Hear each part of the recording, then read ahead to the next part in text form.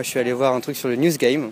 Donc vers la fin de la conférence, il y a eu une intervention assez pertinente qui a visé à comparer la situation au début des années 2000 entre la musique et l'émergence du MP3 et l'émergence d'Internet à la situation actuelle dans laquelle s'est plongé le journalisme avec ces nouvelles méthodes d'écriture qui doivent être prises en compte justement pour pouvoir avancer.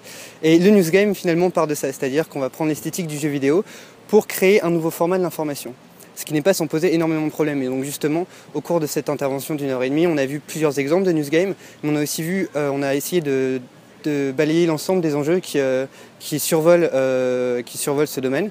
Donc on a pu voir que finalement, l'information sur Internet, c'est une information de flux liée à l'instantané et fondée sur l'instantané, alors que le News Game, par son coût technique, par son coût logistique, qui nécessite une équipe, des designers, des programmeurs et évidemment des journalistes pour mettre l'information et la traduire en jeu.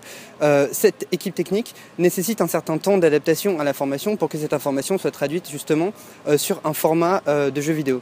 Donc ce qui veut dire que l'information directe doit être éditorialisée au sein d'un jeu vidéo, ce qui pose un problème de temps.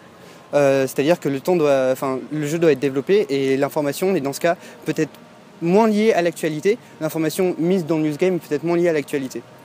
Ce qui veut dire qu'en fait, les News Games se portent naturellement plus vers des systèmes d'information. C'est-à-dire qu'un News Game va essayer de mettre dans une architecture de jeu vidéo une information qui soit une information large et complexe. Donc ça peut être par exemple la guerre en Syrie ou la gestion d'un budget, par exemple à l'échelle des États-Unis.